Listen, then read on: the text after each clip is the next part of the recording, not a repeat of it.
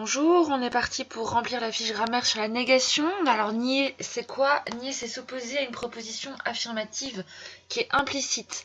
Par exemple, quand on dit non, tu ne chanteras pas, ça s'oppose à l'idée que la personne a envie de chanter, comme dans l'exemple que j'ai mis ci-dessous. Le cours est basé entièrement sur la grammaire méthodique du français, donc normalement, tout est bon. Alors, la négation syntaxique, premièrement, vous pouvez remplir petit à petit.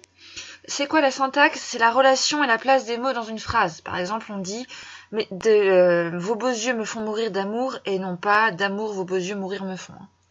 Alors, comment est-ce qu'on fait syntaxiquement? On va faire un petit retour en arrière et on va partir du latin. Alors, en latin, il y a une seule possibilité pour faire une négation, c'est d'utiliser le mot non, N-O-N. Et ce mot non a donné deux possibilités pour faire une négation, lorsqu'il était devant un verbe, comme par exemple non possumus dans la Bible. En fait, petit à petit, il s'est affaibli, parce qu'en fait, comment est-ce qu'on prononce cela? On prononce non possumus, et du coup, le non est bas et faible. Du coup, il est devenu un discordantiel atone, c'est-à-dire sans ton, ne. Avec un petit e, vous voyez bien que ne, c'est moins fort que non. Ça a donc donné ce discordantiel-là, et quand on le dit tout seul, non, par contre, c'est pas devant un mot, c'est un adverbe tonique qui a donné le mot non. Deux destinations au mot latin non, c'est devenu soit ne, soit non. Alors on va commencer avec ne. Alors ce qui est amusant, c'est qu'au début, le ne suffit. Donc au Moyen-Âge, on pouvait dire je ne dors. Et puis petit à petit, on a rajouté des mots de sens positif pour ajouter des précisions. Donc je ne dors pas, par exemple. La négation a deux éléments. Je ne dors pas pour insister pour le fait que je ne fais pas un pas vers le sommeil. Je ne dors point, il n'y a pas un petit point de sommeil en moi. Je ne dors goutte, il n'y a pas une goutte de sommeil en moi. Et puis petit à petit, c'est toujours pareil, en fait on prononce plus fort la fin de la phrase, je ne dors pas. Et donc petit à petit, le ne va s'affaiblir, je ne dors pas. Et le pas va prendre de plus en plus de place. Et aujourd'hui à l'oral, vous retirez carrément le ne, vous direz je dors pas. Alors, dans ces deux éléments, on aura d'abord l'adverbe discordantiel ne, qui est l'adverbe historique, donc discordantiel parce que c'est lui qui va permettre de nier. Et ensuite, on aura un autre mot qu'on appelle le forclusif, après le verbe. Alors, ce forclusif, il est de trois sortes différentes, c'est à apprendre par cœur.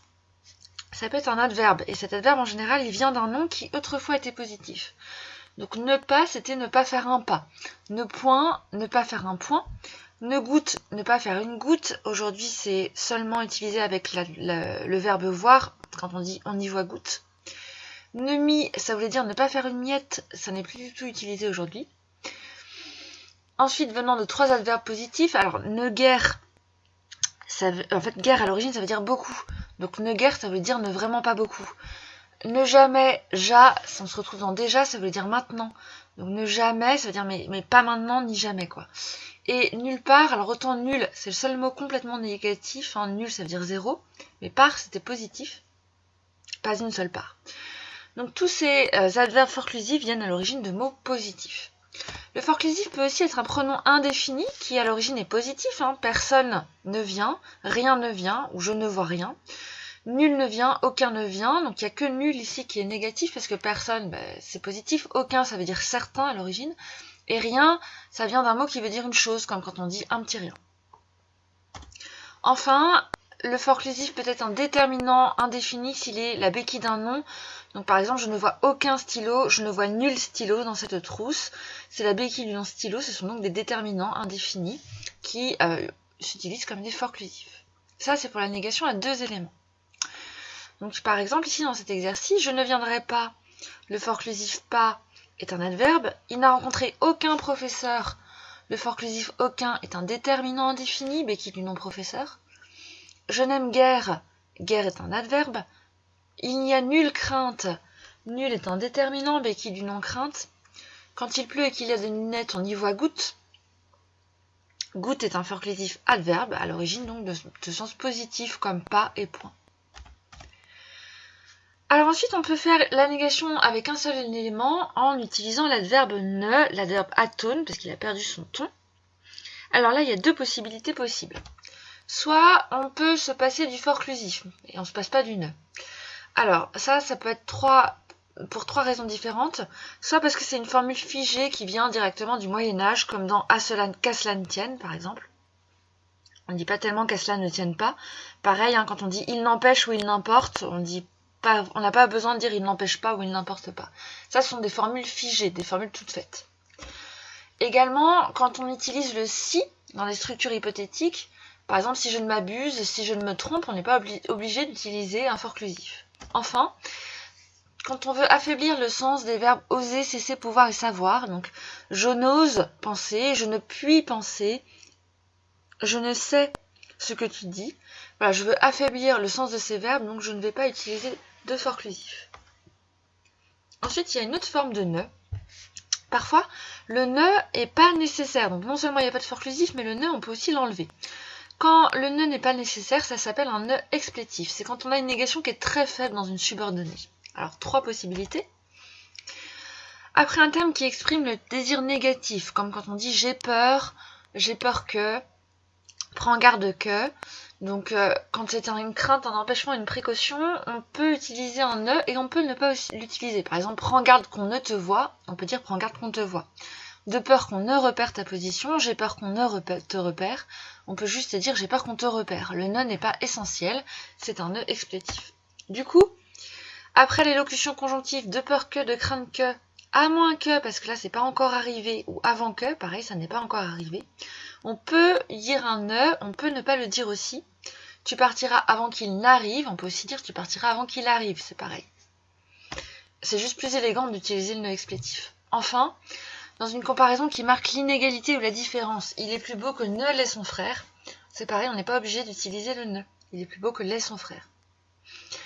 Si vous voulez utiliser un langage soutenu, vous utiliserez le ne explétif. Ça fera de vous quelqu'un de très stylé. Alors, la question, ça va être de se poser pourquoi est-ce qu'il y a un ne tout seul. Alors déjà, est-ce que c'est un ne explétif ou pas? Et ensuite, pour quelle raison? Donc, par exemple, j'ai mis en gras quand c'était explétif. Vous pouvez mettre arrêt et faire vous-même l'exercice. Je crains qu'il ne veuille venir. Ici, c'est un ne explétif. On peut dire je crains qu'il veuille venir. C'est une subordonnée qui exprime le désir négatif. Si je ne me trompe, c'est une structure hypothétique. Prends ton parapluie avant qu'il ne pleuve. C'est une subordonnée avec avant que. On a donc un ne explétif. En revanche, vous ferez bien attention, prends ton parapluie après qu'il pleuve. Quand on dit après qu'il pleuve, c'est déjà arrivé, la pluie est déjà tombée, donc il n'y a pas de négation. C'est seulement avec avant que. Je n'ose imaginer ce qu'il pouvait arriver, on a affaibli le verbe oser. Il pleut plus qu'il ne pleuvait hier, c'est une comparaison avec une inégalité. J'ai bien peur qu'il ne vienne, c'est une subordonnée qui exprime le désir négatif. De peur qu'il ne vienne, je ne suis pas allée, c'est encore une subordonnée qui exprime le désir négatif avec de peur que.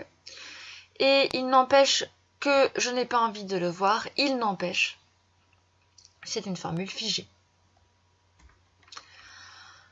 Ensuite, toujours dans la négation à un élément, on peut faire une négation avec l'adverbe tonique, cette fois-ci non.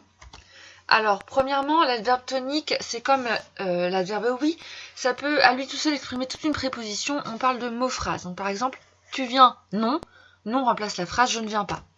Tu le regarderas ou non, non remplace la phrase tu le regarderas. Il ne part pas, moi non plus, ça remplace moi, je ne pars pas non plus.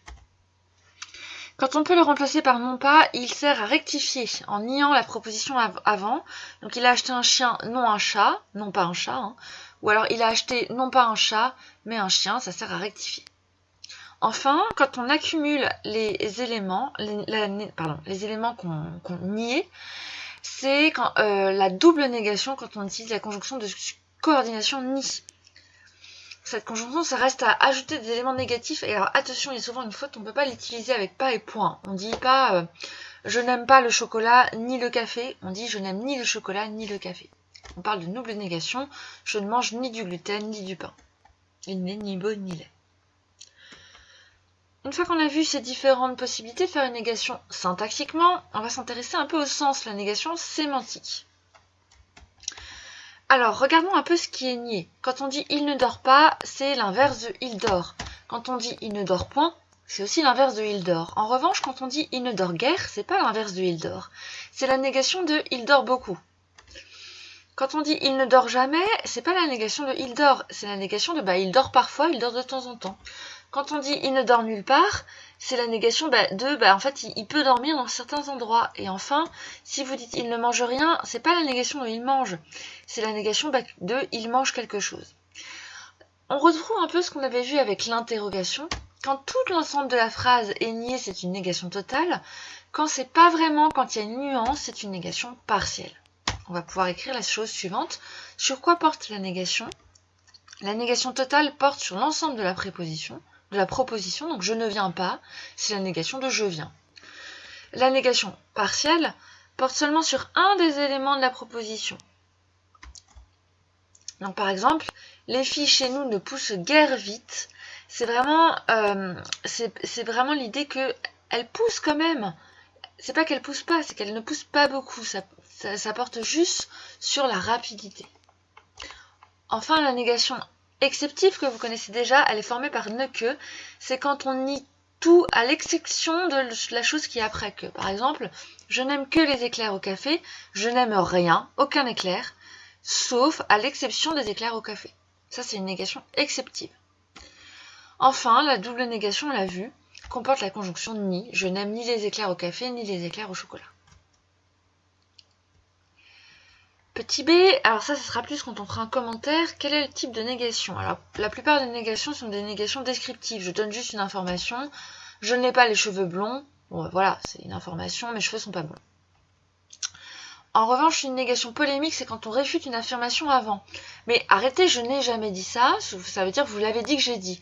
Ou alors, je ne suis pas celle que vous croyez, ça réfute l'affirmation, je suis comme ci, comme ça. Enfin, et ça c'est le plus subtil, la négation ironique. C'est quand on ne fait pas la négation, mais on la sous-entend par antiphrase, par exemple. Bien sûr, puisque tu as passé ton après-midi à jouer, j'imagine que tu as fait tes devoirs. Ça sous-entend, j'imagine que tu n'as pas fait tes devoirs. Ça, c'est une négation ironique. Enfin, grand 3, je ne sais pas pourquoi j'ai mis grand 2. La négation lexicale, c'est une négation qui va se baser sur le lexique, c'est-à-dire sur les mots. En effet, quand Astérix demande à Obélix, qui est tombé amoureux, s'il était heureux et qu'Obélix répond « je suis malheureux », il nie qu'il est heureux.